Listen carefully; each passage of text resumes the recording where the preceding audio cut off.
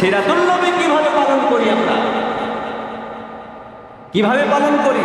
নবীজির আদর্শ মেনে চলো, রুজি রাজগার মধ্যে বরকত হবে। আল্লাহর নবীজি বলেছে সব কিছু ভাওতাবাজি বাদ দিয়ে সঠিক পথে তুমি অগ্রসর হয়ে যাও, সাহাবা মায়ের আখলাকে পরিণত হয়ে যাও, সাহাবা মায়ের চরিত্রবান হয়ে যাও, নবীজির আমলদারের মতো আমলদার হয়ে যাও। যখন তুমি এই আমলদার আখলাকে চরিত্রিত হয়ে যাবে, আল্লাহ নবীজি বলেছেন তোমার দুনিয়ার মধ্যে তুমি শান্তি পাইবা, পরকালে তুমি শান্তি পাইবা, হাসরের মাঝে শান্তি পাইবা। আমার নবীজি নিজেই বলে শাফাআতুল্লাহ, কিয়ামতের ময়দানে আমি নবীজি তোমাদেরকে আমি শাফাআত করে জান্নাতে নিয়ে যাব। সুবহানাল্লাহ। এখন 12 রবিউল আউয়াল মাস, রহমতের মাস, বরকতের মাস, গুনাহ মাফের মাস, নবীজির আগমনের মাস। নবীজি দুনিয়া থেকে চিরকাল বিদায় হয়ে গেছে শোক লাগায়, সেই শোকের মাস। বলেন আলহামদুলিল্লাহ। এই মাসটাকে পর্যটকের মাসও বলা হয়, অন্ধকার মাসও। নবীজি দুনিয়াতে আসার আগে এমন একটা জগৎ ছিল, পৃথিবীর দুইটা ছিল, পুরো একটা জগৎ একটা অন্ধকার। অন্ধকার বলতে শুধু এই যে সূর্য পুজো যেমন অন্ধকার নয়, এটাকে অন্ধকার বলে। আমার আপনার দেহের অন্ধকারের কথা বলা হয়েছে, আমার আপনার কাষ্ঠর অন্ধকারের কথা বলা হয়েছে, আমার আপনার মানুষের অন্ধকারের কথা বলা হয়েছে। যে মানুষ ইহুদি, খ্রিস্টান, বৌদ্ধ, নাসারা, কাফের, বেঈমান, নাস্তিক, তারাও মানুষ, আমরাও মানুষ। কিন্তু একটাই পার্থক্য,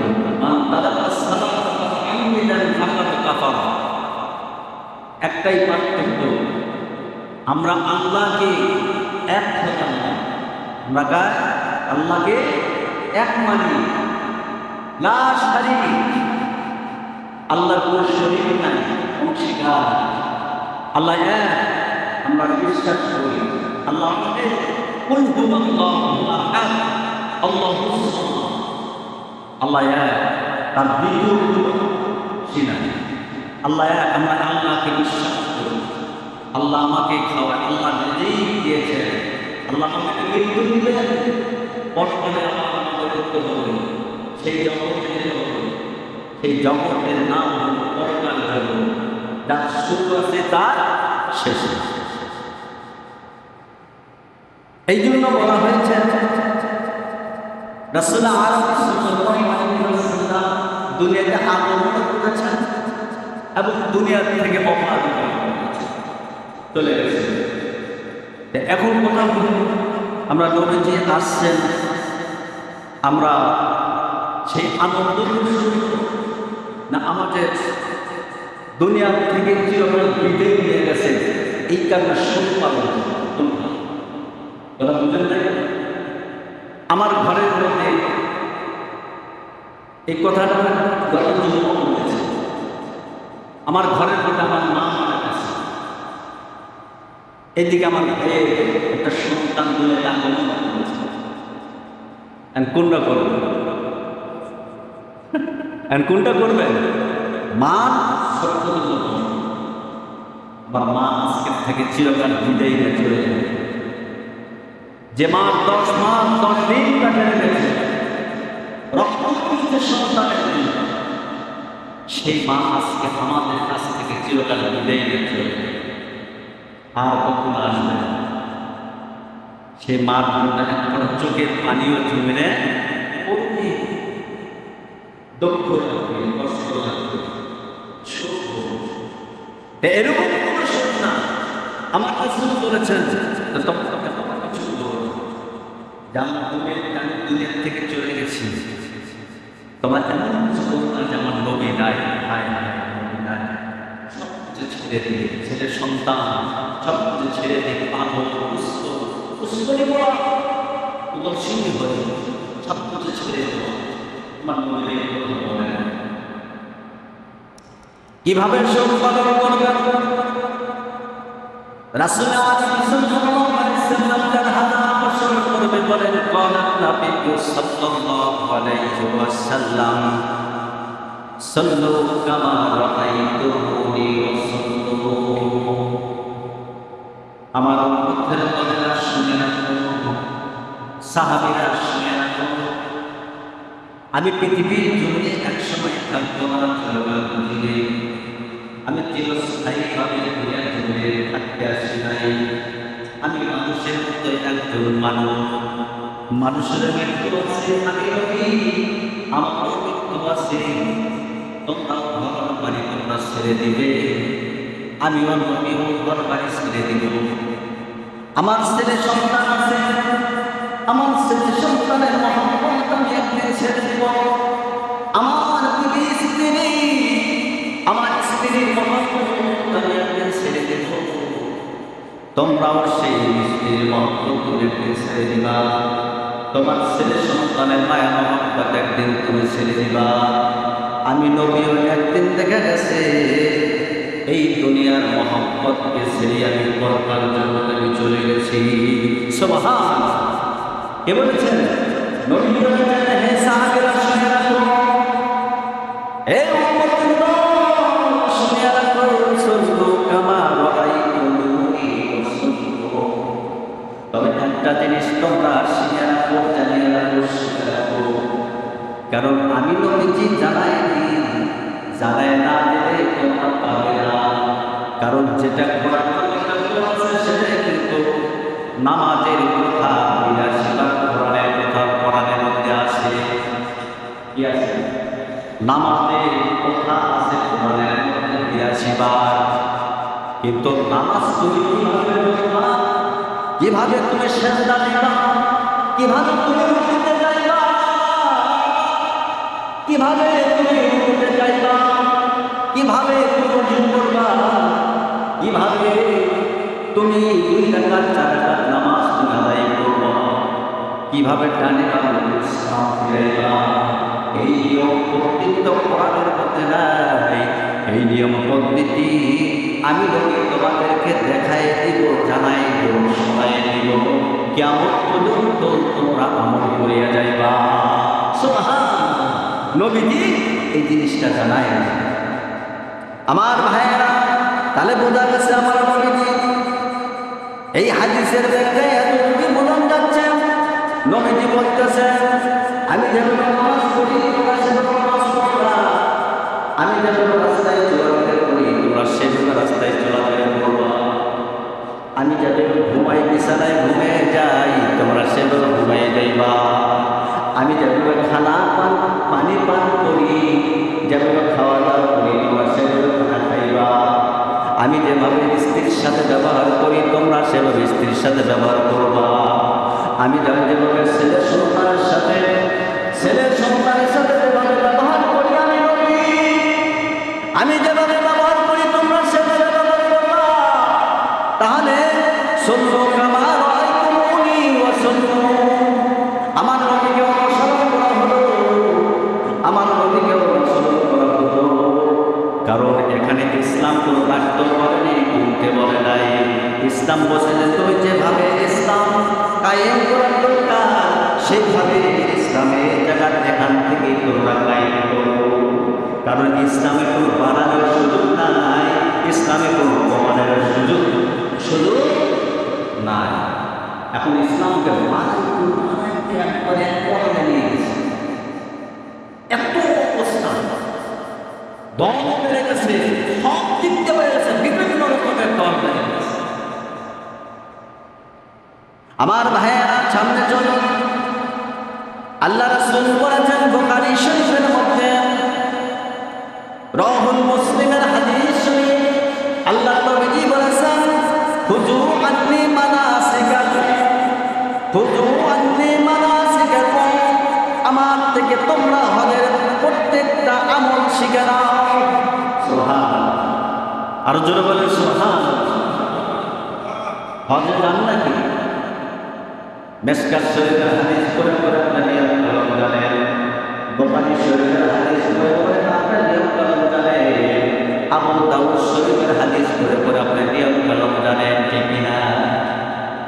জন্য বলেছে খুযু আন্নী মানাসিকাকুম, হে উম্মতের ভাইরা শুনে রাখো, তোমরা যখন হজে যাইবা, তোমরা যখন হজ করতে যাইবা, হজে যাওয়ার পূর্বে তুমি শিখিয়ে নাও, আমি নবীর থেকে তোমরা শিখিয়ে নাও, যা যা আছে পদ্ধতি আছে শিখিয়ে নাও। কিন্তু হজ করা আল্লাহর উপরে, যার হজ করা ফরজ যে তিনি হজ করতেই পারবে। একবার করা কি হজ একবার করা, কথা বলেন, ফরজ যার উপর হয়েছে তিনি কয়বার করা ফরজ? একবার করা। আর বাকি যা করবে এখন আমাদের হজ ডেলিভারি কি হয়, ডেলিভারি হয়, টাকার অভাব নাই। উমরা তো ডেলিভারি প্রতি মাসে মাসে উমরা করতে যায়, তাই না? এরপর কি রাসূলুল্লাহ সাল্লাল্লাহু আলাইহি ওয়াসাল্লাম আরেকটা হাদিস বলেছে, তোমার উপরে যত হজ হবে টাকা করে তুমি খরচ করবা, হুকুমতের তো যত টাকা আছে তুমি না করিয়া তুমি যদি একটা গরিব মিসকিনকে যদি দিয়ে দাও, তোমার হজের সমস্ত সওয়াব তোমার মোবাইলে হবে। সুবহানাল্লাহ। এখন তো আমরা টাকা কামাই, অনেক টাকার মালিক হয়ে গেছি, আমাদের মনে চাচ্ছে চলে যাচ্ছে, আমাদের মনে যাচ্ছে ঠিক না?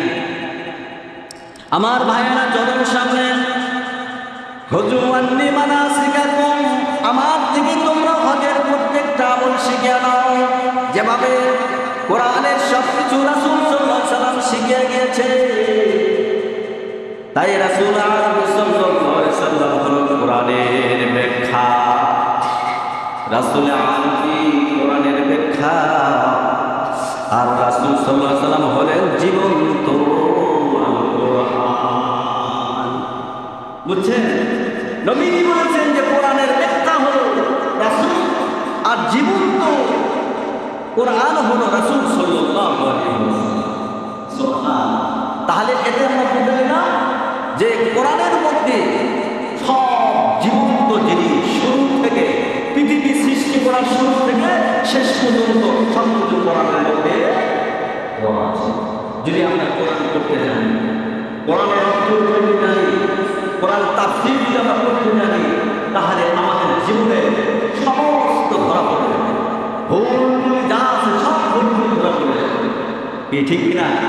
সব ধরা পড়ে যাবে। আমরা কোরআনের অর্থ জানি না, ইমামের পিছনে নামাজ দেখেন, সৌদি আরব যারা হজ করতে গেছেন দেখবেন ইমাম সাহেবের কেরাত পড়ে, ইমাম সাহেব কাঁদবে এবং মুসল্লিদের গ্রামও পিছে পিছে থেকে কাঁদবে। কি কর কান্দা কি চোখে পানি ঝুলে ঝুলে পড়ছে, তারা অর্থ বুঝে। সাহাবা উম্মায় রাসূলুল্লাহ সাল্লাল্লাহু আলাইহি ওয়াসাল্লাম নামাজে দাঁড়াইছে, কিতাবে পড়তে লিখছেন জাহান্নাম জাহান্নাম জাহান্নামের কোরআনের আয়াতটা বেশি বেশি নিতেন, জাহান্নামের আয়াতটা কোরআন তাওরাতের নামাজের মধ্যে বেশি বেশি পড়তেন। আর নবীজি নামাজ যখন পড়তেন দীর্ঘ সময় লাগাই দিতেন। সূরা বাকারা কোরআন শরীফের মধ্যে সর্বপ্রথম বড় সূরা হলো সূরাতুল বাকারা। এই সূরা বাকারা আমার নবীজি তেলাওয়াত করতে এর সাথে তারপরে আরো সূরাগুলি মিলাই দিতেন। একজন সাহাবী নবীজির সাথে নামাজ পড়ে, নামাজ পড়তে পড়তে হাত এরকম ভাবে নবীজির সাথে নামাজ পড়ে, নবীজি কোরআন তেলাওয়াত করতেছে, সূরা বাকারা শেষ হয়ে গেল, তারপরে সাথে আরেকটা সূরা নিল। সাহাবী বলে সূরা বাকারা শেষ করে মনে হয় নবীজি নামাজটা ছেড়ে দিবে না, নবীজি আরেকটা সূরা নিলেন, আরেকটা সূরা এরকম ভাবে পড়তে পড়তে আরেকটা সূরা নিলেন, এরকম ভাবে পড়তে পড়তে ওয়াল্লাইলি ইযা ইয়াগশা ওয়ান-নাহারি ইযা তাজাল্লা ওয়া মা খালাকাদ যাকারা ওয়াল উনসা ইন্না সা'য়াকুম লাশাত্তা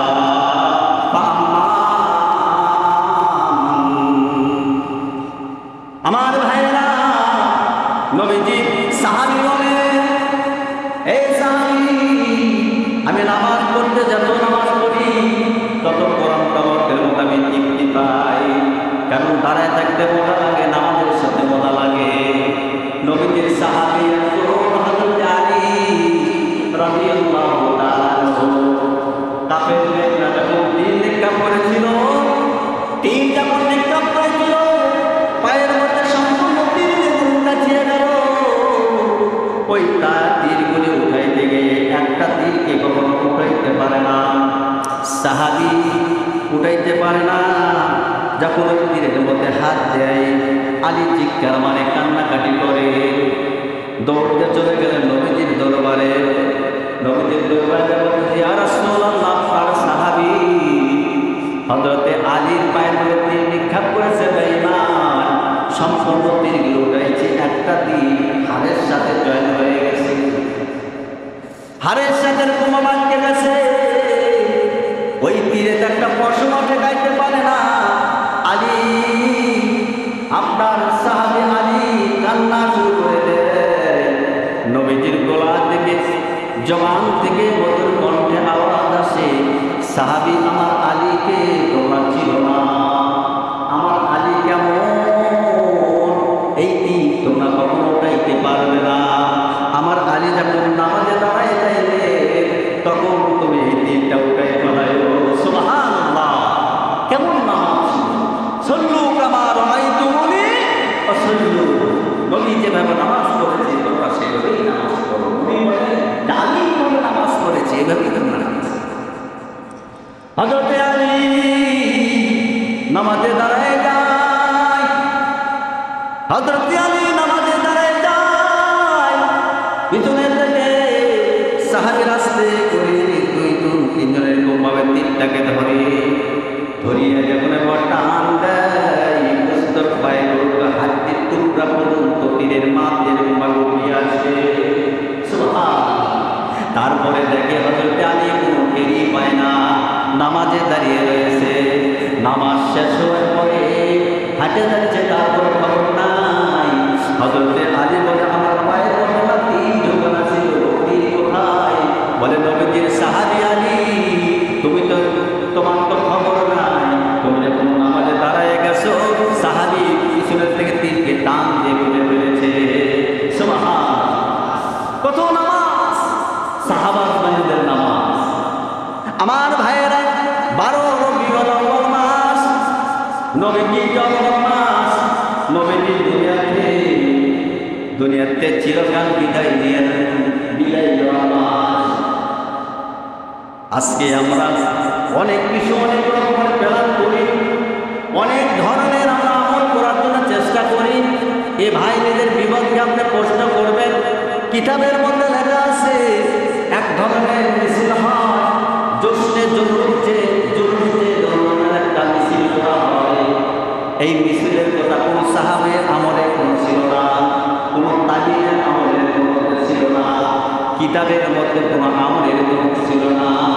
আমার ভাইয়েরা, অনার্থকে সমস্ত অমর্ত অনার্থ এরকমভাবে টাকা পয়সা দিয়ে কাজের মধ্যে আমরা ব্যয় করি, কিন্তু এই সমস্ত ব্যয় আমল যদি আমরা করে যাই, এই আমল কিন্তু আল্লাহর দরবারে গ্রহণযোগ্য হবে না।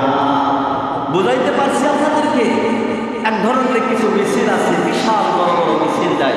এ 12 রবিউল আউয়াল মাস আসলে জশ্নে জুলুস হয়ে বিশাল বড় পতাকা নিয়ে চতুর্দিকে এরকমভাবে মিছিল দেয়, বিশাল বড় মিছিল দেয়।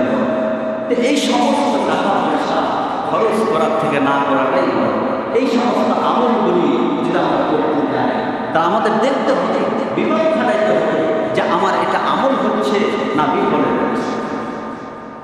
আমার ভাইয়েরা, এই সমস্ত কাজের থেকে আমরা বিরত থাকার চেষ্টা করব।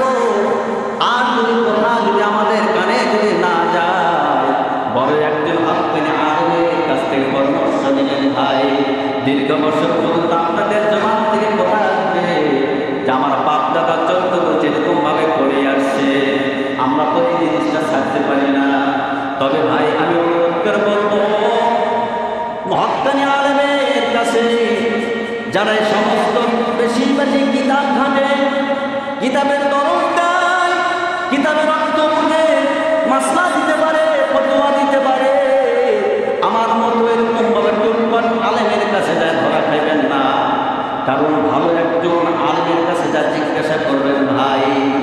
যে এরকম কাজ তো আমরা দীর্ঘ বছর বন্ধ করে আসছি, যে এরকম কাজ করা কি জায়েজ আছে না জায়েজ নাই? আমার ভাইয়েরা, যদি জায়েজ থাকে আপনারা করবেন, আর জায়েজ না থাকে খোদার কসম করে বলতেছে এই সমস্ত কাজগুলি করে নিজের আমলকে আপনি নষ্ট করবেন না। চলে আসুন ভাইয়েরা, আমার সিরাতুন নবী, আমরা সিরাতুন নবীকে বিশ্বাস করি, আমরা সিরাত পালন করি, সিরাতত্ব নবীর আদর্শ, সিরাতত্ব নবীর আদর্শ, নবীর অনুসরণ করা, নবীর ইত্তেবায় করা, নবীর সুন্নাত পালন করা। নবীজি আমার কিভাবে চলেছেন? নবীজি ভাত তুলে গেছেন মাথা টুপি দিয়ে, নবীজি ভাত গ্রহণ করেছেন সুন্নত তরিকায়। আজকে আমরা ভাত গ্রহণ করি, প্রস্রাব করি, এটা আমার সমস্ত হিন্দুদের আছে না? নাই? প্রস্রাব করার নিয়মও জানি না, ভাত গ্রহণ করার নিয়মও জানি না, কাপড় মনে হয় মাথার উপরে উঠে যায় আর সব উলঙ্গ হয়ে যায়, ঠিক কিনা? হ্যাঁ, বুঝেন নাই কথা? আরে ভাই, এটা জানতে হবে আলেম ওলামাদের কাছে। প্রস্রাব করতে যদি আমি হিন্দুর উপরে কাপড় উঠাই, এটা তো প্রস্রাব হলো না। এই প্রস্রাব করতে লুঙ্গি দিয়ে বসতে একটা নিয়ম আছে, পদ্ধতি আছে, নবীজির আদর্শ আছে। আপনার জামা কাপড় পরিধান করবেন, এটার মধ্যে নবীজির আদর্শ আছে। টুপি মাথায় দিবেন, এটাও নবীজির আদর্শ আছে। বাথরুমে ঢুকবেন, এটাও নবীজির আদর্শ আছে। বাইরে হবেন, এটাও নবীজির আদর্শ আছে। আপনার স্বামী স্ত্রী দুজনে মিলামিশা করবেন, এটাও নবীজির আদর্শ আছে। এবং আপনার স্বামী স্ত্রী দুজনে খাওয়া দাওয়া করবেন, নামাজ পড়বেন, এটাও নবীজির আদর্শ আছে। সব কিছু আছে। সাধারণ নিচে একটা জিনিস, রাসূল সাল্লাল্লাহু আলাইহি সাল্লামে সিরাতুন নবী পালন করতে চান, একটা জিনিসকে আপনার মানতে হবে, যেটা হলো বলা হচ্ছে আপনার হাত দিয়ে গ্লাস দিয়ে আপনার পানি কি খান? জোরে বলেন, কি খান? এই গ্লাসের মধ্যে পানি নিয়ে কি খান? পানি পান করেন নাকি? কোন হাত দিয়ে ধরেন বলেন তো দেখি, কোন হাত দিয়ে? ডান হাত দিয়ে। হ্যাঁ, এই ডান হাত দিয়ে গ্লাস ধরেছি, সিরাতুন নবী পালন করি। এই গ্লাস দিয়ে পানি খাবো রে ভাই, এই গ্লাস দিয়ে পানি খেতে এর মধ্যে 6টা সুন্নাত আছে। কয়টা সুন্নাত? এই জোরে বলেন, কয়টা সুন্নাত? 6টা সুন্নাত আছে। এখন বলেন তো দেখি, এখন বাঁ হাত দিয়ে চা খায়, ডান হাত দিয়ে সিগারেট খায়, আছে না? বাঁ হাত দিয়ে চা খায়, ডান হাত দিয়ে কি খায়? কথা বলেন না কেন? বাঁ হাত দিয়ে চা খায়, দরকার ছিল ডান হাত দিয়ে চা খাওয়া, দরকার ছিল বসে বসে খাওয়া। শুরুতে বিসমিল্লাহ বলা, লাস্টে খাওয়া শেষ তুমি আলহামদুলিল্লাহ শুকর আদায় করা, ঠিক না? ধরে বল, ওই সিরাতুন নবী কিভাবে পালন করি আমরা? কিভাবে পালন করি? নবীজির আদর্শ মেনে চলো, রুজি রাজগার মধ্যে বরকত হবে। আল্লাহর নবীজি বলেছে সব কিছু ভাওতাবাজি বাদ দিয়ে সঠিক পথে তুমি অগ্রসর হয়ে যাও, সাহাবা মায়ের আখলাকে পরিণত হয়ে যাও, সাহাবা মায়ের চরিত্রবান হয়ে যাও, নবীজির আমলদারের মতো আমলদার হয়ে যাও। যখন তুমি এই আমলদার আখলাকে চরিত্রিত হয়ে যাবে, আল্লাহ নবীজি বলেছেন তোমার দুনিয়ার মধ্যে তুমি শান্তি পাইবা, পরকালে তুমি শান্তি পাইবা, হাসরের মাঝে শান্তি পাইবা। আমার নবীজি নিজেই বলে শাফাআতুল্লাহ, কিয়ামতের ময়দানে আমি নবীজি তোমাদেরকে আমি শাফাআত করে জান্নাতে নিয়ে যাব। সুবহানাল্লাহ।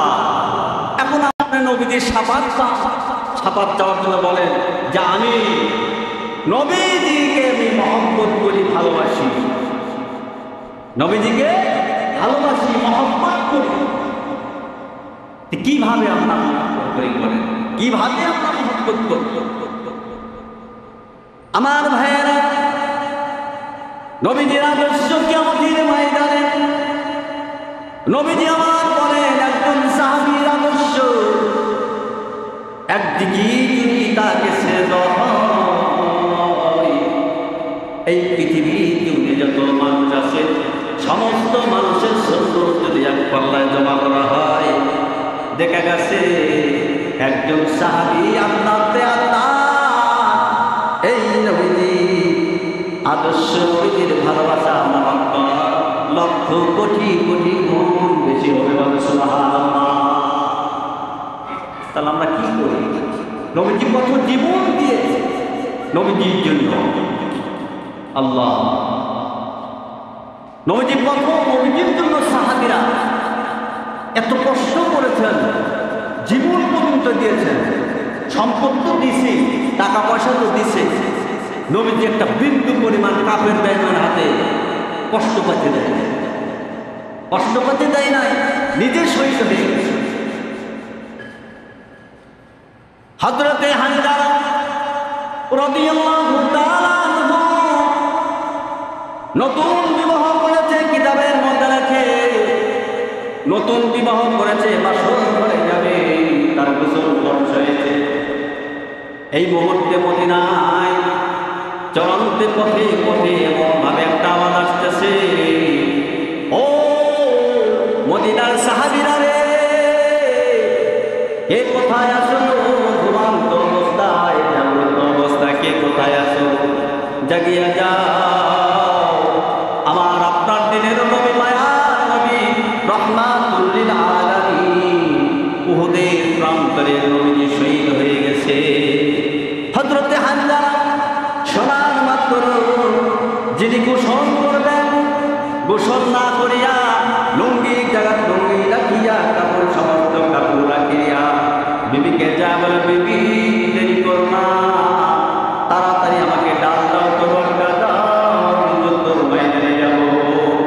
বিবি ডাক দিয়ে বলে, ও প্রাণের স্বামী, আপনার তো গোসল ফরজ হয়েছে, নাপাক, আপনি নাপাক শরীর, আপনি কোথায় যাবেন? কোথায় যাবেন? বলে, না, আমি দেহটা পবিত্র কার জন্য রাখবো, আমি দেহটা পবিত্র কার জন্য রাখবো, আমার এই জীবনটা আমি কার জন্য রাখবো? এই পৃথিবীর জীবন আমার নবী যদি না থাকে, এই পৃথিবীর জীবন আমার বিশ্ব নবী মায়ার নবী যদি না থাকে, আমি হানজালা দেশে থেকে কোনো লাভ নাই, আমি হানজালা দেশে থেকে কোনো লাভ নাই, তাড়াতাড়ি দাও। আমি এই মুহূর্তে খবর পাই না, এই মুহূর্তে খবর পেয়েছি যে উহুদের প্রান্তরে হযরতে হানজালা রাদিয়াল্লাহু তাআলা শহীদ হয়ে গেছে। ও আমার ভাইরা, এরকম ভাবে কথা শুনতে দেরি, তোমারটা নিয়ে যেতে দেরি নাই। উহুদের ময়দানে কাফের বেঈমানরা, খ্রিস্টানরা, বন্ধুরা তাদের সাথে যুদ্ধ করতে করতে করতে করতে কাফের বেঈমানদেরকে জাহান্নামের মধ্যে পাঠাইয়া নিজেও শহীদ হয়ে গেলেন, শাহাদাত বরণ করলেন। শাহাদাত বরণ করার পরে এরকম ভাবে যারা নাপাক শরীর, তাদেরকে লাশকে আলাদা করা হয়েছে, আলাদা করার জন্য হুকুম পেলেন। আর যে সমস্ত লাশগুলি শহীদ হয়ে সমস্ত লাশগুলি একত্রিত ভাবে জানাজা দেওয়ার ঘোষণা আসলো, জানাজা দেওয়ার ঘোষণা আসলো। দৌড়তে দেখে ময়দান থেকে, উহুদের ময়দান থেকে একটা আউলা কাছে একজন মহিলা, পাগল ভেজে মহিলা ছুটছে, দৌড়াইতেছে, দৌড়াই আস্তে আস্তে আস্তে আস্তে নবীজির কাছে এসে বলে, হে মহিলা, রাখো, তুমি কার জন্য দৌড় দাও, কার জন্য তুমি দৌড় দাও? বলে, ও নবীজি, তুমি জানো না নবীজি, আপনি আমার যে লাশটাকে আলাদা করতে বলেছেন, তিনি আমার স্বামী হযরতে হানজালা। ওনার গত রাত্রে গোসল ফরজ হয়েছিল, কে যিনি রাত্রে অর্ধেক দৃষ্টিতে আওয়াজ দিয়েছে, দিনের নবী, মায়ের নবী, উহুদের প্রান্তরে শহীদ হয়ে গেছে। আর গোসল করে নাই, গোসল না করিয়া তরবারটা নিয়ে যায় যুদ্ধের ময়দানে, যুদ্ধ করতে করতে তিনি শহীদ হয়ে গেছে। নবীজি আলাদাভাবে গোসল করার জন্য, লাশটা নিয়ে যাওয়ার জন্য সাহাবীদেরকে হুকুম করে, দৌড় দিয়ে যায়, দেখে আমার নবীজি, সাহাবীরা দেখে লাশকে পায় না। লাশ কই, লাশ কই, কোথায় গেল? আল্লাহ রাব্বুল আলামিন সাথে সাথে আসমানে উঠাই নিয়েছেন। বলেন সুবহানাল্লাহ, আরো জোরে বলেন সুবহানাল্লাহ। আসমানে উঠাই নিয়েছেন, লাশটাকে আসমানে উঠাই নিয়ে যায়। আল্লাহ তাআলা কুদরতি আরশে আযীমে সেই জান্নাতি সেই পানি দিয়ে সেই সাহাবীর গোসল হয়ে গেছে। সুবহানাল্লাহ। এর নাম হলো প্রেমিক। রাসূলের জন্য জীবন দিতে রাজি, ঈমান দিতে রাজি না। ও মুসলমান, কেমন আমরা মুসলমান দাবি করেছি, নবীজির উম্মত বলে দাবি করি, দাড়ি কাটি, নবীজির উম্মত বলে দাবি করি, আমরা নামাজ পড়ি না। নবীজির উম্মত বলে দাবি করি, হারাম খাই। নবীজির উম্মত বলে দাবি করি, বিভিন্ন খারাপ কর্মে লিপ্ত থাকি। মুসলমান ভাইয়েরা আমার, নবীজির উম্মত দাবি করো, 5 ওয়াক্ত নামাজ পড়ো, নবীজির উম্মত দাবি করো, নবীজির আদর্শ মেনে চলো, নবীজির উম্মত দাবি করো, হক পথে চলো। আল্লাহ রাব্বুল আলামিন গ্যারান্টি দিয়েছেন, এই সমস্ত মুমিন বান্দা কিয়ামতের ময়দানে আল্লাহ রাব্বুল আলামিন তাকে বিলে হিসেবে জান্নাতের মেহমান বানায় দিবে। সুবহানাল্লাহ। তাহলে 12 রবিউল আউয়াল মাস কি মাস? 12 রবিউল আউয়াল মাস। এই মাসে কেউ কেউ বলে 12 তারিখে রোজা। আসলে আমার নবীজি প্রতি মাসে এই রমজান এই সোমবার দিন রোজা রাখতেন। কেন রোজা রাখতেন জানেন? 2টা কারণে আমার নবীজি রোজা রাখতেন। কয়টা কারণে? 2টা কারণে আমার নবীজি রোজা রাখতেন। 1 নম্বর কারণে এই মাসে সোমবার দিন পবিত্র কোরআন নাজিল হয়েছে, 6666 আয়াত আমার নবীজির ভিতরে নাজিল হয়েছে। এই কারণে শুকর আদায় করে রোজা রাখে। সুবহানাল্লাহ।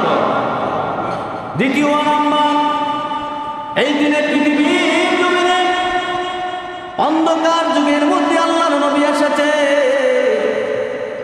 আসার কারণে শুকর আদায় করে, রোজা রাখিয়ে শুকর আদায় করে। আর আজকে আমরা শুকর আদায় করি, এমন কিছু পালন করি, মিলাদ মাহফিল করি। মিলাদ মাহফিল করার সমস্যা নয়, মিলাদ মাহফিল করতে আমি নিষেধ করি, তবে নবীজির আদর্শের মোতাবেক হতে হবে। মিলাদ মাহফিল করে কোনো সমস্যা নাই। মিলাদ অর্থ নবীজির জন্ম প্রশংসার করা।